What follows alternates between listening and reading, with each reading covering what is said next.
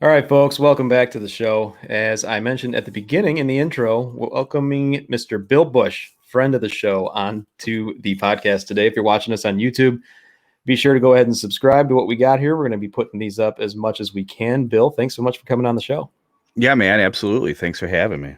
So, the one of the minds behind drivingrangeheroes.com is probably where people will find you most recently. You've been a part of a number of different projects. How are things going over at DRH? Pretty good. It's been a weird, as I'm sure many people watching, listening, and can relate as well as yourself. It's been a weird year in golf and dealing with golf companies because it's been a weird year for them. But all in all, it's been a pretty good, fun year. Seen some new, good stuff throughout the year. I've done a lot of things, specifically with you and our buddy Chris McEwen, chrismcEwen.com, KMDC as we call him, to try to keep things interesting and just keep generating content because of, frankly, most of the year, as big as golf was this year, which I think we talked about last time I was on your podcast, and I was pretty sure golf would find a way to ruin it, and I think we're on our way there. But as big as the golf year has been, it's still been very slow from I'd say on our end of it, and cautious might be the right word for it. And to deal with that, did some really long podcasts. We've done videos, try to find different ways to look at the golf world a little bit. So I think people have enjoyed it. It's been fun. It's been something different. And then, we'll see what happens next year. Maybe it'll help us get out of that usual insert golf equipment review here. And hey, did you see what happened in the PGA Tour last week? Everybody else is blogging it. So am I. And maybe it'll help us break out of that mold a little bit. Looking forward to it. So this is your return to the podcast, and I love that little cross promotion you did for our friend Chris there. That was very nice of you. I'm sure he would appreciate that. And if you haven't told by now, folks, Bill and I, we've become pretty good friends over the last few months. We've been quarantined in our respective areas. We did have the chance to play golf recently over at a course nearby here. And, I think it would be safe to say that your take on the golf industry in general is pretty much, would it be safe to say it's a hobbyist, but certainly more in tune than that? How would you describe your connection with the golf industry? So I would start at a higher level. Like, I love gear there, and I think I might have referenced this the other time too. There's a show, I think it used to be on IFC, like after Portlandia or something. And it was, I forgot the guy's name, but something like loves gear or does gear. And he would just go around and explore the gear associated with stuff. Right. So I guess as a kid, man, I'll play catcher in baseball. You get all that cool gear. Hockey, all the gear. Right. So I was a big hockey player most of my life. And I'm really into golf gear, and that's clubs, the science of it or lack thereof, depending on what you're looking at. And that's a lot of fun to me.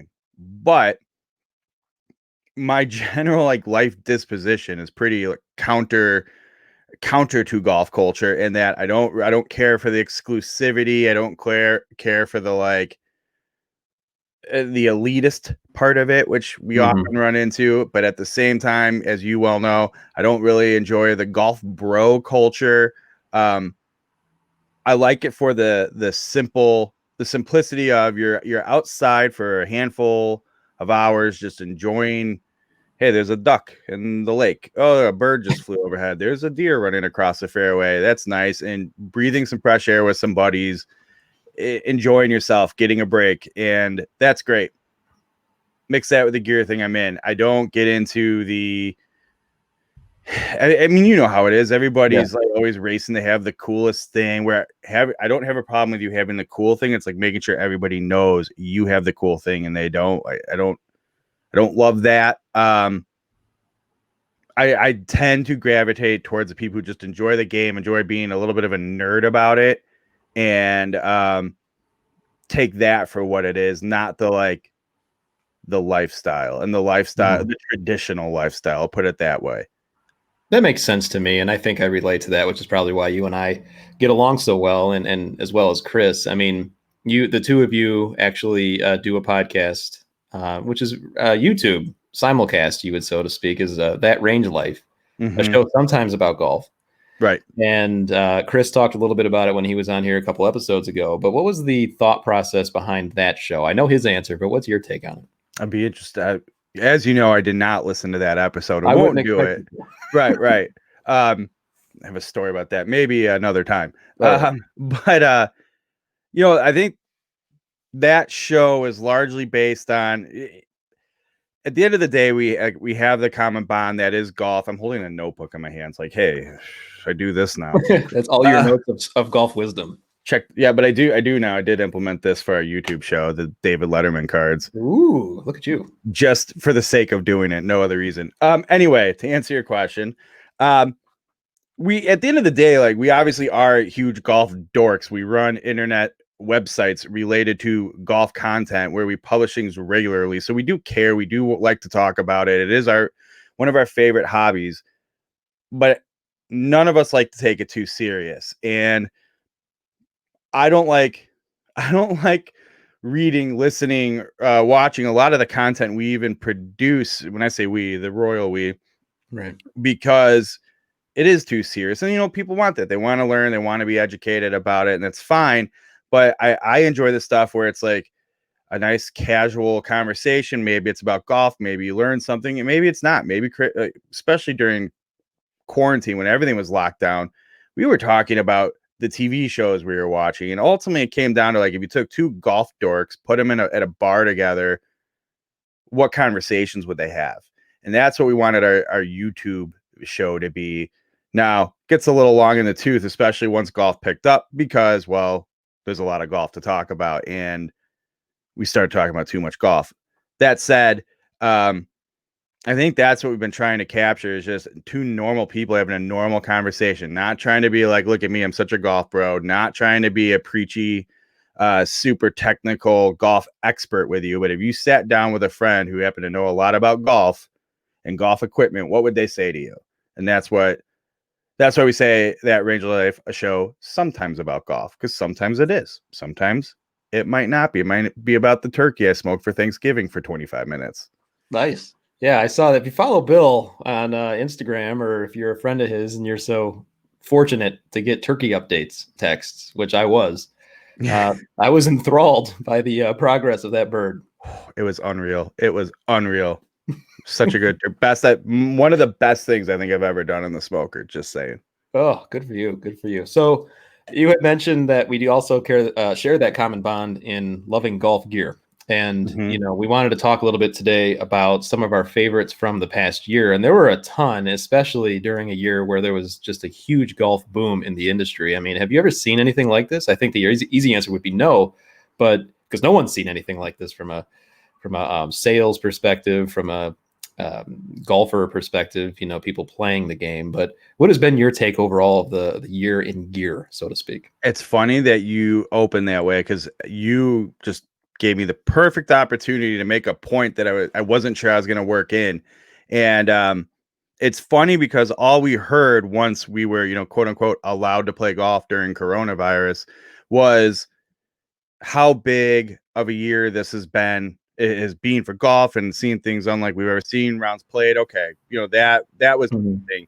And then people were still moving equipment. There is still the retail level is doing fine. But then, I mean, it wasn't that long ago. Wait, you know better than I do. Month, maybe 2 months, where they made the big statement of, like, they've just completely blown out every record equipment sales, retail sales for golf. But then definitely like in the last month, came out that statistic about it wasn't the regular golfers buying new gear, getting the latest and greatest. It was largely goods being sold to the guys and gals, getting back into the game. First people coming to the game for the first time, things like that. So, did that equal 10 zillion Callaway Mavericks were sold? Not really. The boom was a lot to the value sets, the box sets, or last year's model. People just, like, there's a lot more gear being bought, but it wasn't necessarily like the annual turnover and the newest stuff, the greatest stuff. I mean, obviously, I'm sure that stuff did sell a little more, but it wasn't the regular every year spender that was blowing up that record. It was the new players with new gear to get back going. And that segues into I caught my eye were the value brands. And by value brands, it doesn't mean they're bad gear. It means they aren't putting out a $600 driver. Their driver might be $300, $350, one I want to talk about, $230.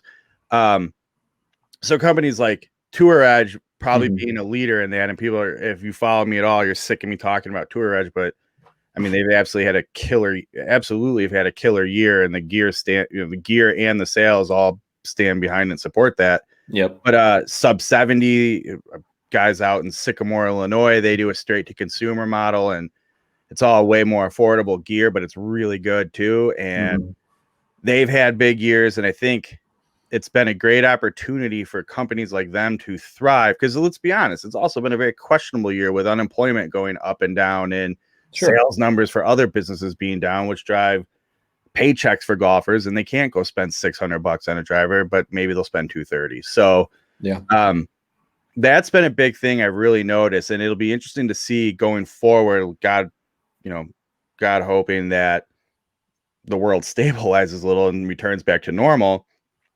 Will those guys continue to, now that they've caught eyes in this weird year, will they continue to blossom the way they are? I hope so. There's a lot of good stuff in that area. And I think you think of how expensive golf is now, and that's another big criticism of golf, how expensive it is. Maybe this will be, these types of companies will start righting that ship again and bringing that cost up. I don't know. That's where, hey, I'm just a golf blog guy. Take it easy. What do we know? Yeah. Right. I don't know. Yeah. Well, the two brands that you mentioned, and there are many others, and we'll talk about probably a few more here, but even Tour Edge, like you mentioned, they had one of their biggest launches ever. We had Don Claffey on not too long ago on the show and talking about everything with, everything that's going well with their brand. And, they're certainly, they have a tour presence. Yep. They've got a great tour presence on the Champions Tour. And from what we understand, they were also in a number of bags at the Masters. And so, they're doing a great job with not only getting the marketing out to the demographic, the more affordable, high quality equipment, which listeners and viewers, we should say that that's different than saying it's cheap, because Tour Edge is anything but that. I mean, they put a lot of tech into what they do. Another Chicago company, by the way, out here in Batavia. And then Sub 70 themselves, I mean, they take a completely different look at everything. They've been on the podcast a couple times. And they're a lot more affordable, direct to consumer. Probably people new to the game are gravitating to both of those companies and others, which shouldn't be surprising. And to your point about next year, do you feel that we will continue to see more new golfers, or just people have caught the bug and now we've just got a larger pool of people playing the game? I mean, I don't think we're going to keep seeing the growth by any means. Like, frankly, there's not enough people to grow that much and continue it. And let's be honest, you have to survive now approximately 6 months of winter in North America, right? So, which is a huge base for golf purchasing. So, all these people who went out and bought their, last year's Tour Edge Hot Launch 4 to get back into the game, are they gonna is April gonna roll around and the Masters is on and everybody has that same bug again, or are they gonna go, you know what, I got too much on my plate, I'm not going back to golf yet. That was something I did during quarantine, or it's like I just forgot how much I did enjoy it, and there's enough, knock on wood here, there's enough other stuff going on because we're trending that direction in the world. There's enough other stuff going on that it's not the one thing I'm allowed to do. So I think that's, and this is where hopefully golf, are you listening, right? That golf goes, let's not so much worry about just pressing and come up with good ways to retain the new audience we picked up this year. Like, you and I are still going to golf. They don't, golf does not have to worry about, are we going to go find our rounds at whatever course this year? Are we still going to be interested in playing at Sand Valley or Whistling Straits? Like, we still are. It's a case of, Well, that guy who's like, you know what, I used to play, I've been doing this all summer. I want to go play a cool course. Is that guy going to come back and go do those things? And why? And if he isn't, why isn't he? What do you got to do for him? Yeah. Again, I bet you there's a lot of like wives and girlfriends, like my wife's like, something for her. She's like, I golf every now and then, but this year I could do it more. Like, will she be incentivized to come back? Will it sound inviting to her next year too? She doesn't care. She hates she borderline hates it because I love it so much. I don't blame her. But yeah, how do you keep all those people coming back? And I think that's what golf needs to focus on. Because the thing, even if they can't grow, like if I call it they, like it's really someone. If golf continues to grow like it did this year, and they can retain even a quarter of that, it's going to be better than the golf industry has been in decades. Sure. Yeah, maybe a decade and a half, like the Tiger Woods boom effect. That's a pretty big one. Yeah, that was pretty big. And, when we see a lot of releases that came out this year, we mentioned, Tour Edge, Sub 70, of course, at the time of this recording, when it gets released, Strixon would have come out with their new ZX5 and ZX7 drivers along with their irons. And, Callaway's got a bunch of stuff. Mizuno had a big launch this year. They've just got a lot of great stuff coming out.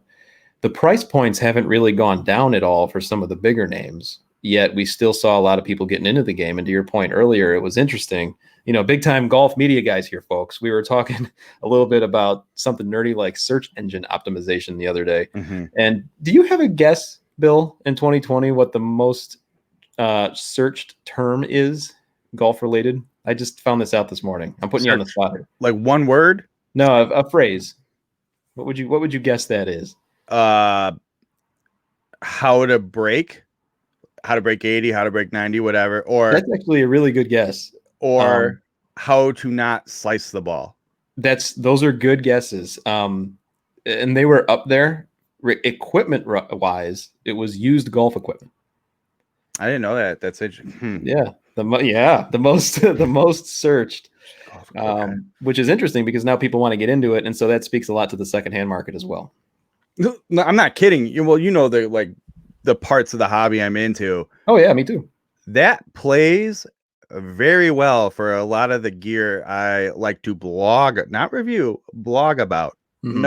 Noted. And now I'm kicking myself. I'm like, I've been doing this for 7 years. Right. I've never thought that's something I got to capture. Even for someone to show up to my site, I'm like, oh, that's not what I thought it was. Like, whatever, you still clicked it. Well, right. Well, you and I go to I don't know about you, but I'm sure you do this because I've seen, you've shown me some of the things that you've bought recently. I'll go to Goodwill. I'll go right to the rack of golf clubs. Yeah. And I'll see what they got. And even I'll buy something I absolutely don't need, but I'm going to try to break it at home. Yeah, absolutely. And just see what I can do with it. And you were showing me that you were messing around with what was an old Ben Hogan set with the pins. I didn't even know they had pins. Oh God, I can't decide if it was really the nightmare I made it or I just need to go buy some different tools. But I mean, my finger is still a disaster from it. And for those who don't know, I didn't just burn the pad of my index finger, right? The absolute tip of it. Yeah. I mean, I branded it like a cow that I'm putting out to my pasture. Like it is just burnt. You took a knuckle off, I think, is the way you put it to me. Oh, and it hurts so bad. So inconvenient and hurts so bad. But I mean, I think that just speaks to hobbyists like us who want to try and do that type of stuff because we just simply can't get enough golf. I mean, even viewers to this video are seeing behind you. You've got 4 golf bags full of gear, at least. 5. Five. Yeah, 5 bags. I got 2 more. Got an empty-ish one here because long story. And then I have 2 more outside the door. Oh wow! Just waiting to get in. Well, one of them is because I use it. Actually, one of them's my minimal bag. Shout out Adam Unfiltered for turning me on to those guys. Yeah, and then the other one is I think we'll get to them is my bag of Tour Edge Hot Launch 521 gear from the big match with Chris McEwen I had last week. So that I don't have room for that. It's newly brought on gear. Where am I supposed to put it? Yeah, I got no dukes. What am I supposed to do with it? Right. So you do love yourself some Tour Edge.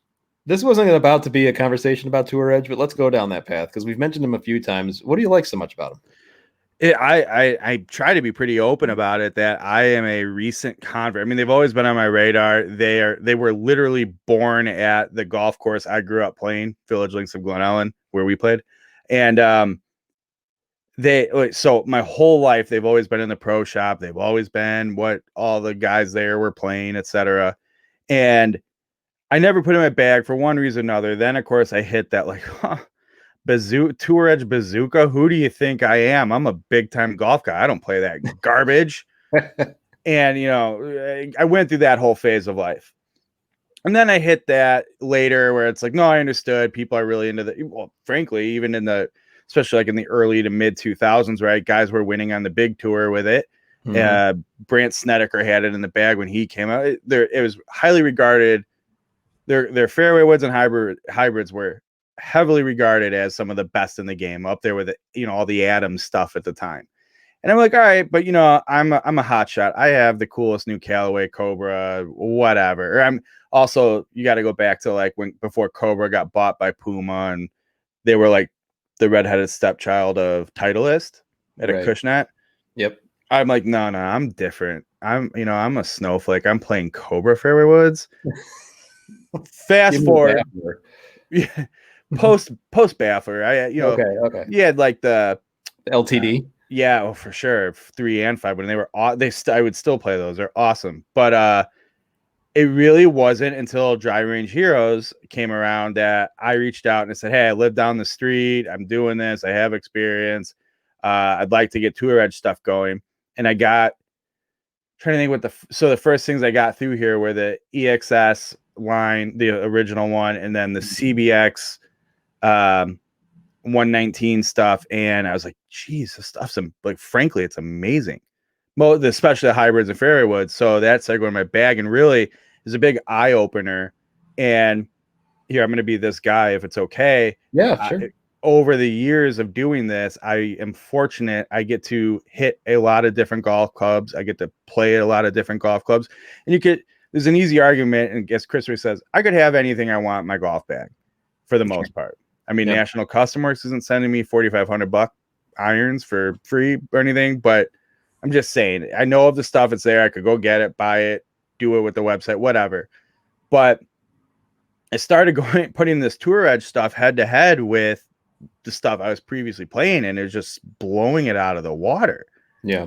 And then, everyone's like, oh, it's easy. You get it for free. Well, of course you say, I'm like, well, no.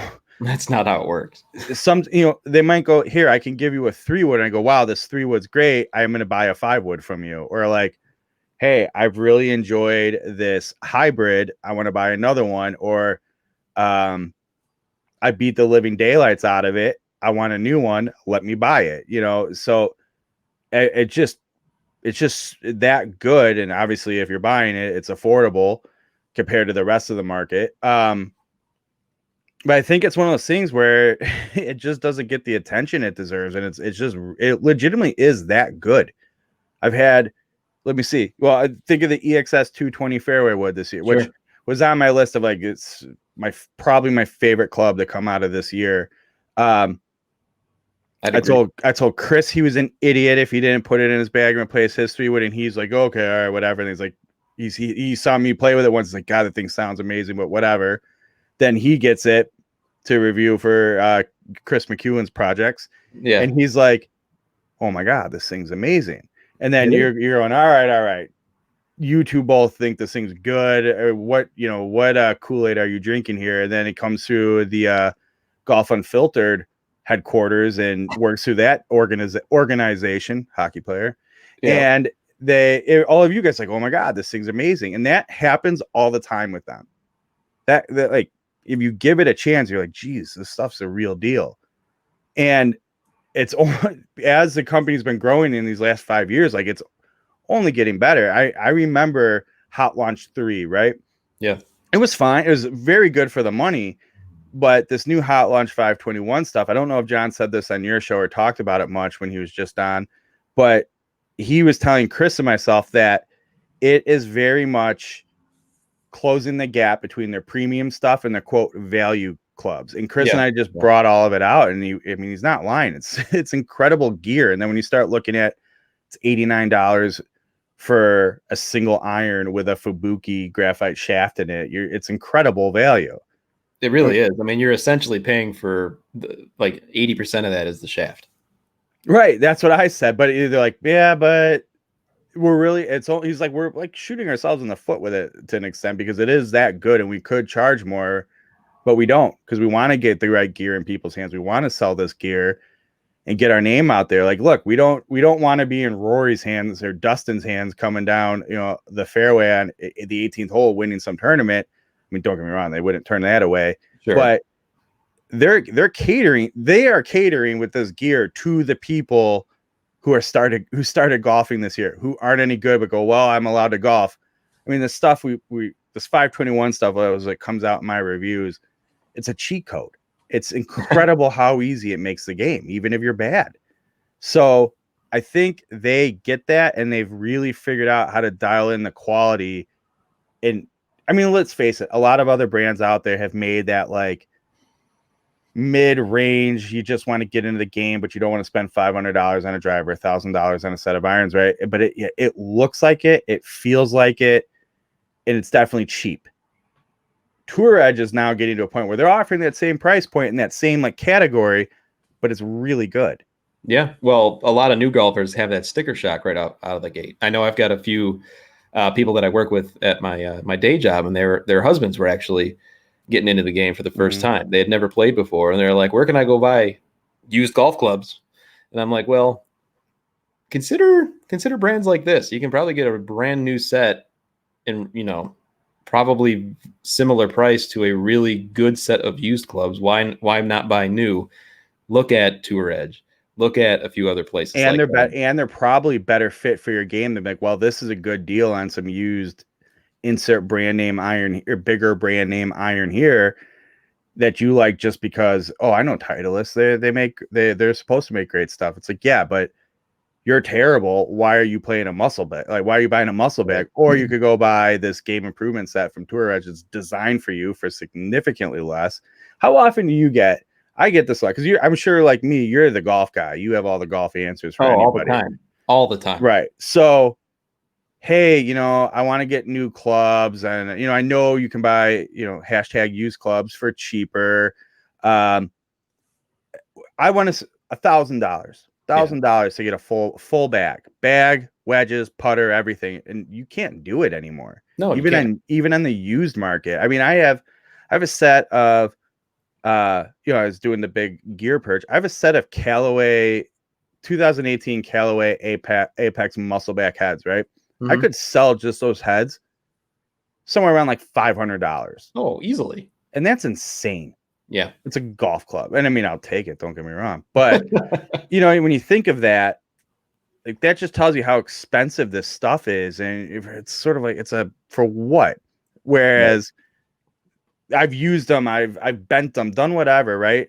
Tour Edge can go be like, well, here's a nice new set of irons. It's super forgiving, very long, and just easy to hit, offset so you don't slice the ball. $500 brand new. Yeah. Or you can have my shitty old bent butter knife heads that you can't hit. Like it's just not worth it. So if you can go, a lot of these brands right now, they're making great stuff at great deals, and you can go spend $800 and get a full set. Yeah. Even Tour Edge's box sets are better than, and they're very affordable, and it's like they're still better than the Walter Hagen crap you're buying at Dick's, or I don't even know who the box sets are anymore. I think you could still get them at Walmart. I don't know. I mean, I think Golf Galaxy, if there's one in your town, I don't even know if they're a thing anymore. I think they have a few. But, it's interesting what you said about, by the way, I am that person that people turn to. If it's not a question about who do you like in the U.S. Open this week, it's usually, I'm a much better gambler than I am a golf blogger. Let me just tell you that. Right. But it's usually exactly what you just said. How do I get the most for my money? And my usual response to a question of, well, I got $1,000, what do I spend it on? Is, well, do you want something within the last 5 years? Because if the answer is yes, then sorry, you got to bump that up a little bit for a full bag. I mean, that's ridiculous. Well, then you run into like, do you need that? Right. And as I learned this past weekend, you don't need it. You don't need something from the last 5 years. it was new gear, but I'm saying like all the fancy new innovations, like when you start getting down to the basics, you're not looking for fancy innovations. You're really looking for kind of tried and true designs done well and affordably. And that's usually the name of the game, right? That's what you want. You want to go out there and enjoy the game. And of all the clubs that we take a look at, and I know that we could probably talk about a number of them that we looked at this year. You had mentioned the EXS 220 was something that really stood out to you. Anything else that stood out? So that was a big one. One of them, and I said year of the value club, and again, like you said, doesn't mean cheap. Sub 70 irons have really caught my eye, and I don't think that's necessarily a really unique and novel take.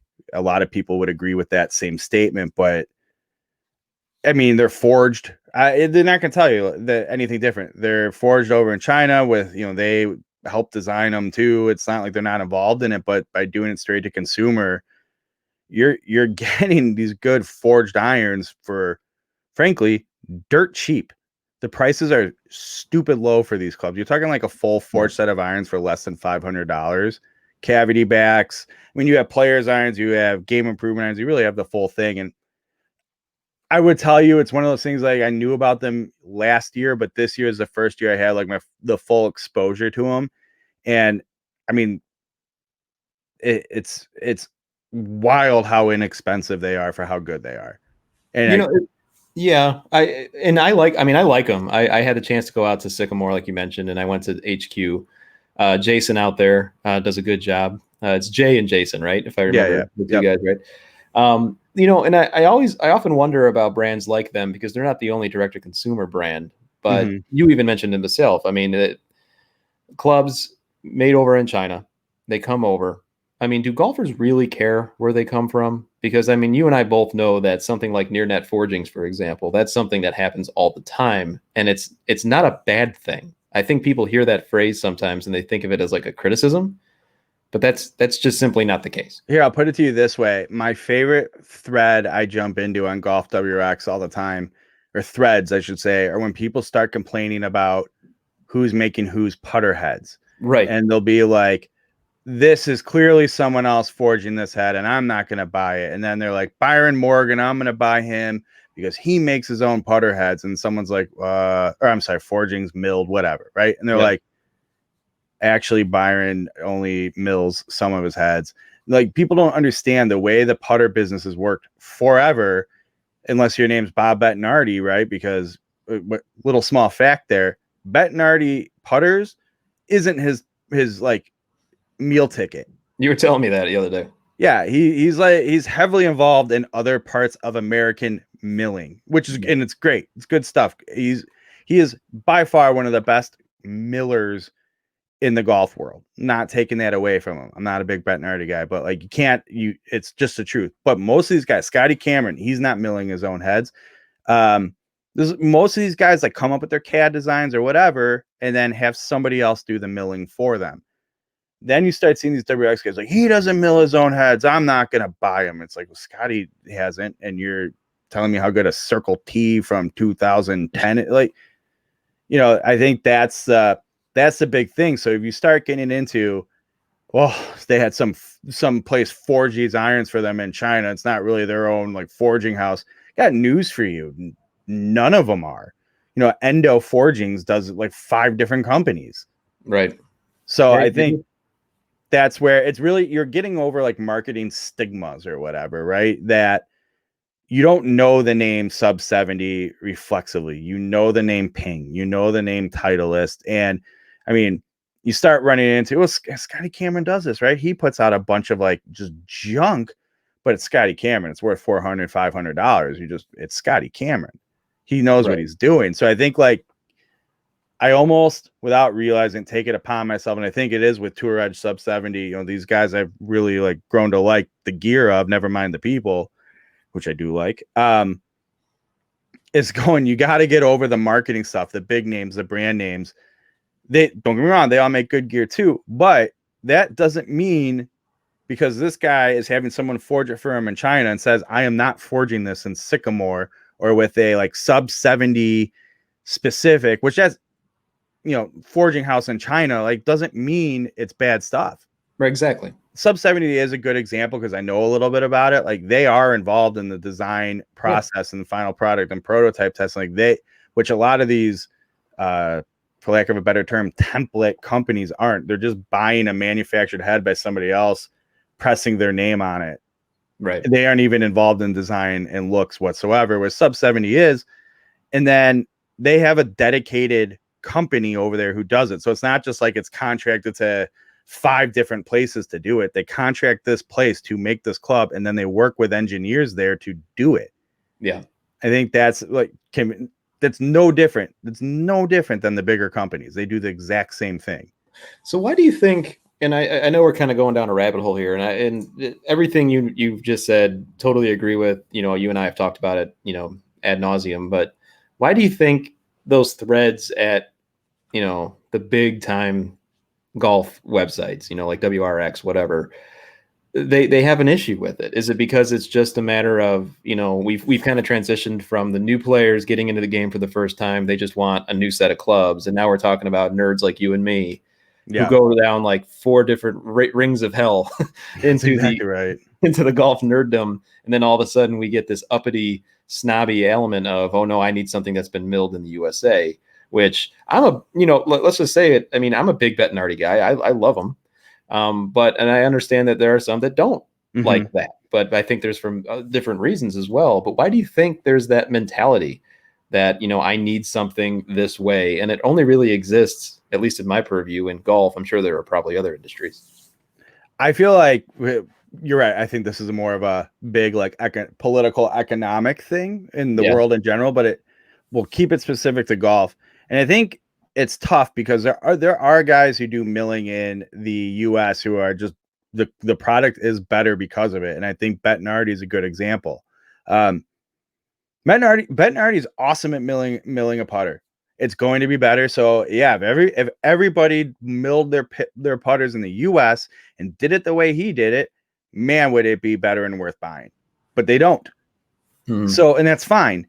But just because let's take like forging an iron, for example. If you were only forging, which there's like climate issues related to why we don't do it in the US anymore.